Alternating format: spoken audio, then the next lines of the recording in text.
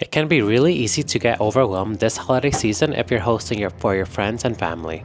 I was able to make 2 turkeys, gravy, mac and cheese, apple pie, mashed sweet potatoes, and challah bread for my Friendsgiving, while giving myself time to enjoy myself every step of the way by following this timeline, which starts 2 days before the big event.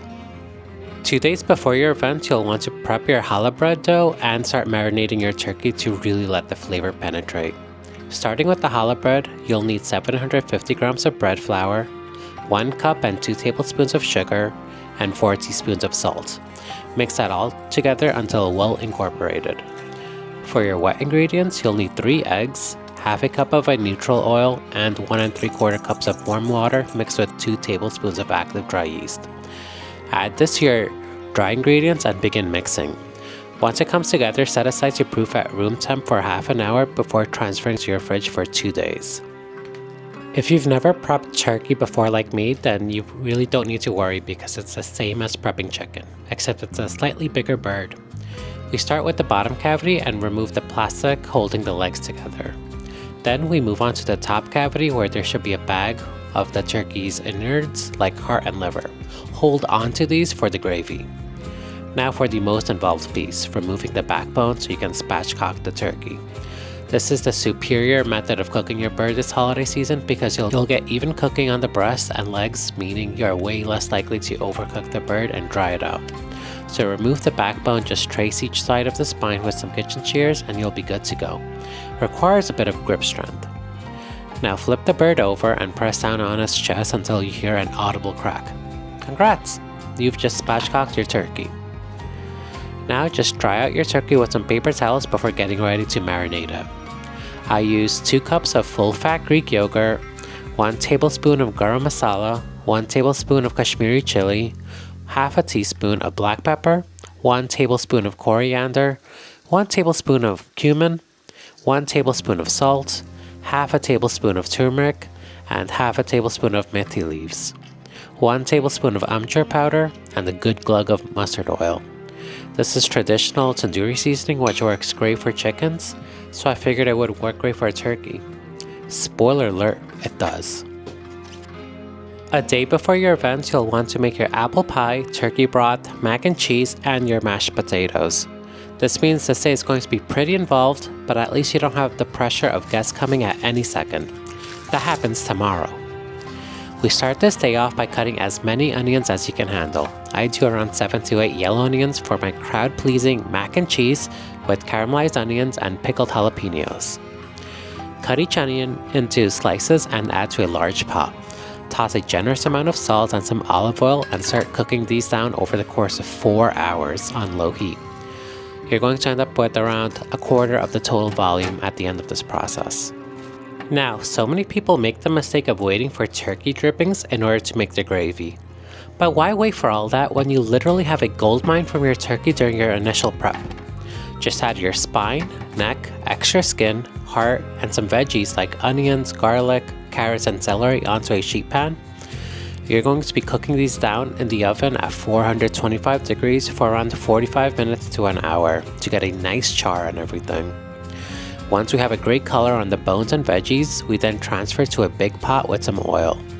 We're going to boil everything down to make a flavorful broth, and in order to maximize that flavor, we need to make sure we get every burnt bit off the sheet pan. We do this by pouring some water or chicken broth onto the pan and scraping every little bit off. This is where the real flavor is. Now just pour water into your pot to cover everything before adding in your bay leaf, thyme, and spices like paprika, cumin, and coriander.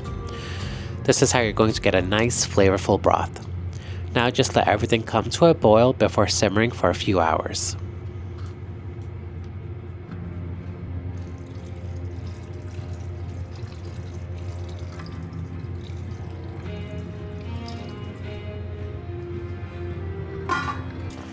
Now just filter your broth through and store it in the fridge until you need it for tomorrow. Moving on to our apple pie, we'll need to core around 6 to 7 medium apples and cut into slices.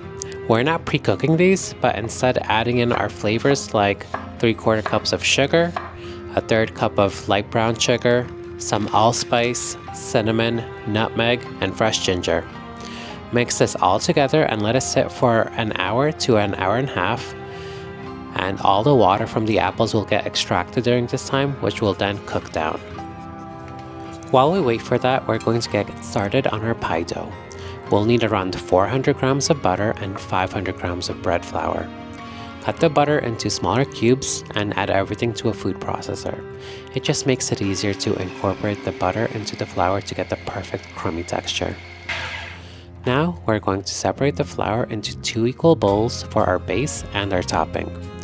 Add in some ice cold water just until the dough starts to stick together when pressed. Once it's a little bit more sticky, dump everything onto a clean surface and start kneading by hand. Keep pressing the dough onto itself until it eventually becomes a consistent dough ball. This next part I learned from another YouTube video, and it just adds a lot more flaky layers to your pie. Cut your dough into 4 segments and stack them. Press down to add some layers and repeat the process 2 to 3 times. Now keep kneading until your pie dough is ready, and then wrap it up and place in the fridge to cool.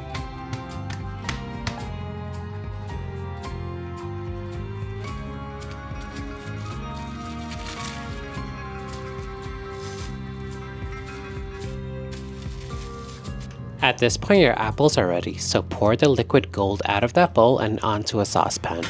We're going to bring this to a boil until it thickens up considerably, around half an hour or so. Now we can take our pie dough out of the fridge and start rolling it out.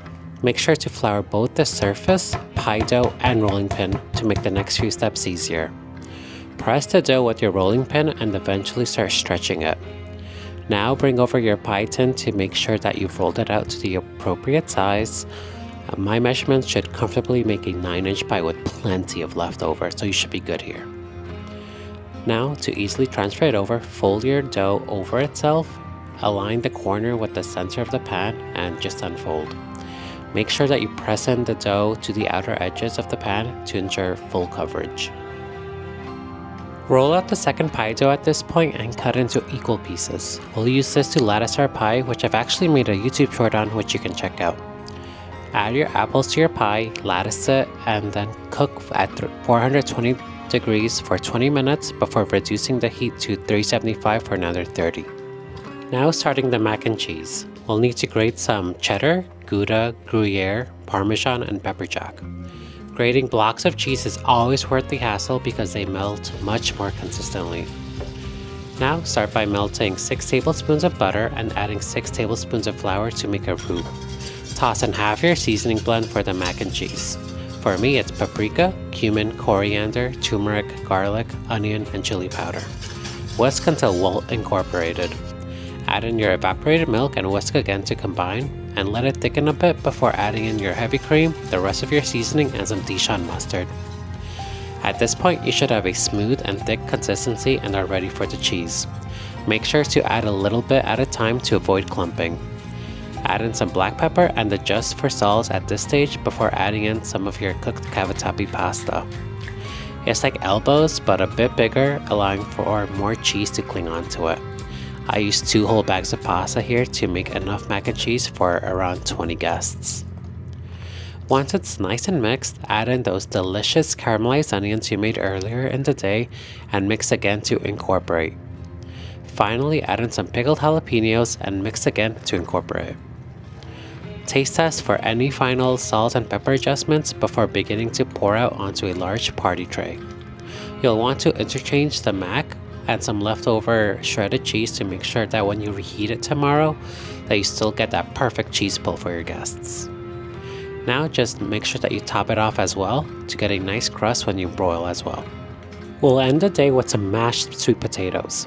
Boil chunks of sweet potatoes for around 20 minutes before pushing them through a ricer. Add in a stick of brown butter, heavy cream, and maple syrup, and season to your taste. And mix before refrigerating. The previous day was a lot of heavy lifting, but it'll all be worth it for today, the day of the event. You'll make your turkey, challah bread, and gravy today, and you'll be all set for your party where all you need to do is just reheat. Starting with your turkey, get your grill up to 250 degrees and place your spatchcocked birds in. The cook will be pretty quick at around 2.5 hours, so make sure you don't do it too early before your event. Similar to the mac and cheese, melt some butter and flour together to make a roux and then dump in your turkey broth we made the day before. Cook this down for 2 hours until it becomes thick and so rich of flavor. It'll definitely be the best gravy your guests have ever had. Now for your challah bread. Divide your dough into 4 equal parts and please use a scale to make sure that you do this step accurately. Roll each mini dough into a long, thin strip of equal length. This challah technique is just interlacing the outer edges over the 2 middle ones and alternating this pattern. Now let this dough proof one final time on your counter for an hour before you bake at 350 degrees for around 30 minutes. And there you have it. You've successfully made all these dishes for around 20 or so guests without sweating that much on your final day. I hope you found this video useful and know that if you plan ahead, hosting shouldn't be so difficult.